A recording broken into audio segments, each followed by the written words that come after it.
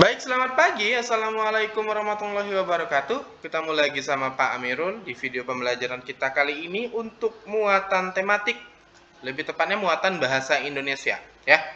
Nah, di video kali ini Bapak akan membahas sesuai dengan judul yang sudah tayang di depan, yaitu kesimpulan.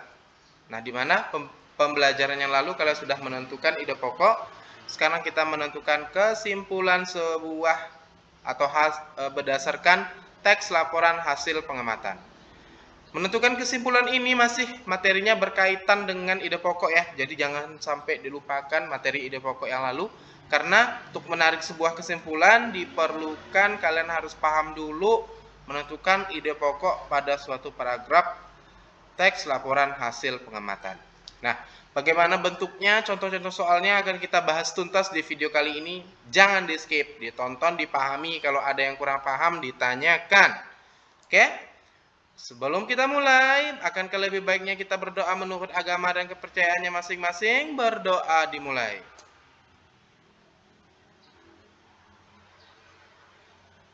Berdoa selesai. Oke, siapkan alat buku tulis kalian dan hal-hal yang membantu pembelajaran kita kali ini. Semoga dengan tayangan video ini dapat membantu kalian memahami materi kita kali ini. Oke, kita lanjut. Baik, kita ke pengertian dulu sebelum masuk ke permasalahan. Kita ke pengertian. Apa sih kesimpulan? Kesimpulan itu hal paling inti dari suatu wacana atau teks, di mana keberadaannya merujuk pada pelajaran atau pesan yang ingin disampaikan melalui penjabaran secara terperinci. Jadi, kesimpulan itu paling inti. Kemarin kan kalau kita udah belajar ide pokok, ternyata ide pokok itu adalah tema atau topik dari suatu bacaan. Ternyata tingkatan pada kesimpulan itu adalah hal paling inti. Paling tinggi lagi dibanding ide pokok istilahnya gitu. Contoh sederhananya gini. Pernah dong baca cerita Malin Kundang? Pasti semua orang tahu cerita Malin Kundang dari Pulau Sumatera, ya. Nah, biasanya kalau kalian baca bukunya itu kan berlembar-lembar. Kalian baca dari awal sampai akhir, sampai penutup ceritanya. Apa yang kalian peroleh dari cerita tersebut? Ternyata dari cerita Malin Kundang diperoleh kesimpulan bahwa si Malin Kundang itu adalah anak yang durhaka terhadap orang tuanya. Seperti itu kan? Itu kesimpulan. Jadi, walaupun ceritanya panjang, inti dari cerita tersebut atau inti dari teks tersebut adalah, kalau cerita Malin Kundang ya, itu adalah kisah seorang anak yang durhaka kepada orang tuanya. Itu kesimpulan. Inti dari semua bacaan. Paling inti. Kalau ide pokok ini kan per paragraf. Paragraf 1 beda, paragraf 2 beda ide pokoknya. Tapi kalau kesimpulan, semua paragraf jadi satu, dibuat sebuah kesimpulan. Jadi satu, tidak terpisah-pisah.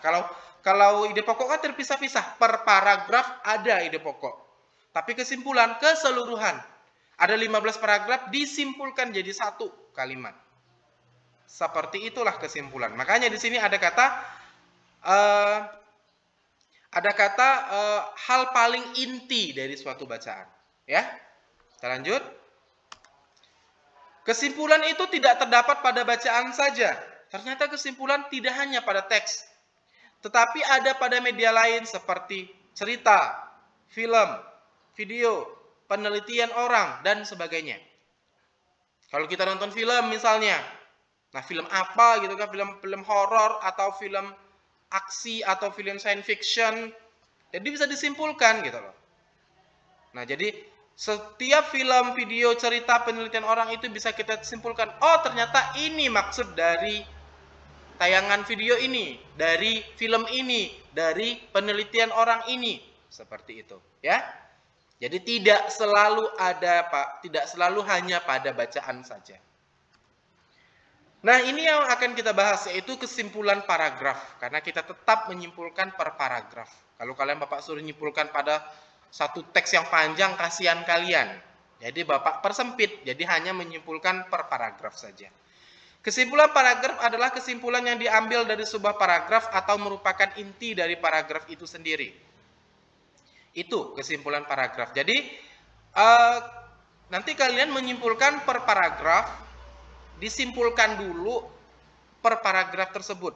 Ingat, kesimpulan ini tidak tertulis di dalam teksnya. Ya, tidak tertulis dalam teksnya. Tadi udah Bapak bilang, kalian harus memahami dulu baru bisa menyimpulkan apa sih simpulan paragraf ini. Pak, saya masih bingung, Pak, gimana sih caranya? Oke, kita bahas. Ini caranya, ya. Caranya adalah membaca teks secara keseluruhan terlebih dahulu. Kita baca teks secara keseluruhan terlebih dahulu. Kalau kalian tidak membaca teks secara keseluruhan, susah, ya. Dibaca dulu dari awal sampai akhir. Tapi misalnya Bapak suruh kalian membaca satu paragraf dan menentukan paragraf pertama, berarti kalian baca paragraf pertama itu baca sampai habis. Jangan tidak dibaca, nanti bingung kalian menentukan kesimpulannya. Setelah kalian baca dan memahaminya, lalu tentukan ide pokoknya. Nah, berkaitan lagi ide pokoknya. Kemarin kan menentukan ide pokok itu, tentukan dulu kalimat utamanya. Yang kalimat utamanya biasanya ada di awal dan di akhir, tapi seringnya sih ada di awal ya. Lalu kalian buat ide pokoknya menggunakan bahasa lain. Jangan ambil persis sama. Itu namanya kalimat utama. Ide pokok itu harus kalian ubah dulu. Gitu loh. Kalimatnya. Tapi intinya sama. Topiknya sama dengan kalimat utama, itu ide pokok. Nah, setelah kalian menentukan ide pokok, barulah buat kesimpulannya lagi. Seperti itu. Ya. Nah, supaya lebih paham, lebih tahu lagi, kita ke contoh soal saja. Seperti apa bentuknya. Contoh pertama. Nah, ini contoh pertama ya. Ini adalah teks yang pas kalian menentukan ide pokok yang kemarin. Ini Bapak ambil lagi ya.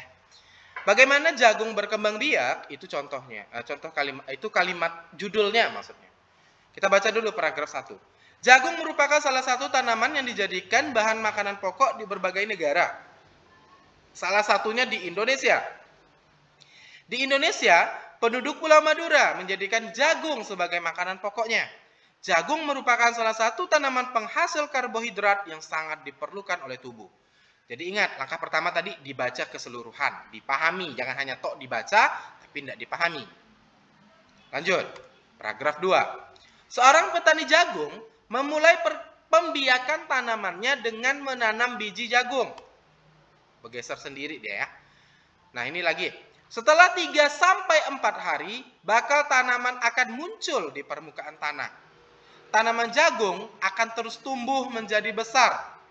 3 hingga 3,5 bulan, buah jagung dapat dipanen oleh petani. Buah jagung yang berbentuk seperti tongkol pada mulanya berupa sekuntum bunga. Itu paragraf kedua udah kita baca. Nah, bagaimana cara menentukan kesimpulannya? Baik. Ini, cara mudahnya kita buat tabel seperti ini.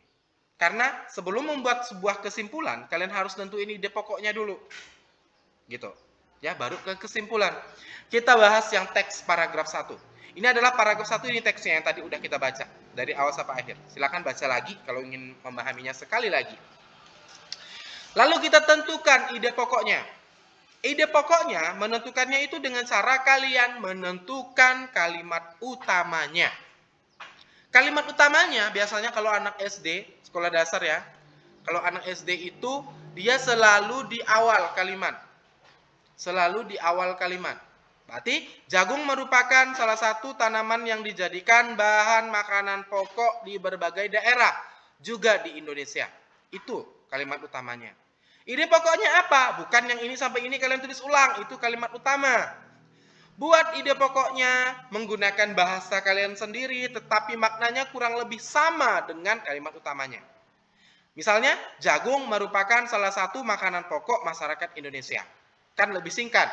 Betul tidak? Itu ide pokoknya. Maknanya akan sama, kurang lebih sama dengan ini. Dari jagung merupakan salah satu tanaman yang dijadikan bahan makanan pokok di berbagai daerah juga di Indonesia. Maka ide pokoknya adalah jagung merupakan salah satu makanan pokok masyarakat Indonesia. Jadi dibuat kalimat sendiri untuk ide pokoknya. Dari ide pokok dibuat lagi kesimpulan lebih singkat, padat, dan jelas. Ya. Jagung merupakan salah satu makanan pokok masyarakat Indonesia, itu ide pokok paragraf 1. Sehingga diperoleh kesimpulannya, jagung sangat penting di Indonesia. Kenapa? Karena kan pokok itu kan artinya penting, utama. Berarti jagung sangat penting di Indonesia. Ataupun tumbuhan jagung adalah makanan utama masyarakat Indonesia. Boleh. Ya. Seperti itu. Jadi membuat kesimpulan itu dibuat dari ide pokok. Ide pokok diperoleh dari kalimat utama pada paragrafnya. Seperti itu. Oke, kita lanjut yang teks 2 atau paragraf 2. Paragraf 2, tadi kan kalimatnya ini, kan ya? Nah, kalimatnya ini. Untuk menentukan ide pokoknya, baca dulu kalimat utamanya. Seorang petani jagung memulai pembiakan tanamannya dengan menanam biji jagung. Sehingga diperoleh ide pokoknya adalah pembiakan jagung dimulai saat bijinya ditanam.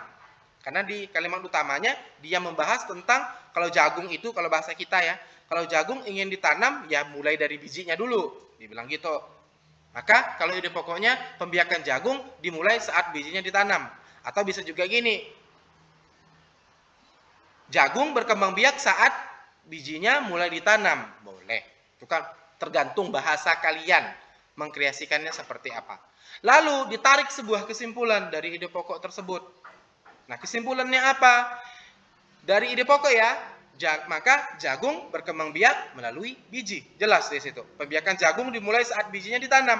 Berarti kan start atau mulainya jagung ditanam dari biji. Berarti jagung berkembang biak melalui biji. Jelas di situ. Ya, jelas di ide pokoknya. Jadi, menentukan kesimpulan itu dari ide pokok dulu. Ide pokok diperoleh dari kalimat utama yang ada di paragrafnya. Seperti itu. Ya. Oke. Itulah pembahasan video kita kali ini. Semoga apa yang Bapak jelaskan ini dapat membantu kalian memahami materi kita hari ini. Kalau misalnya bingung, masih ada pertanyaan di unek-uneknya, silakan tanyakan ke Bapak ataupun bisa mencari video referensi di YouTube, banyak sekali. Tinggal tekan kata kunci di YouTube, di searchingnya, tekan menemukan kesimpulan pada laporan hasil pengamatan atau menemukan kesimpulan pada teks bacaan. Nanti muncul video referensi dari konten-konten kreator yang lain seperti itu ya. Nah, cukup sekian video dari Bapak, mohon maaf jika ada salah kata. Sampai ketemu di video pembelajaran berikutnya. Selamat pagi, wassalamualaikum warahmatullahi wabarakatuh.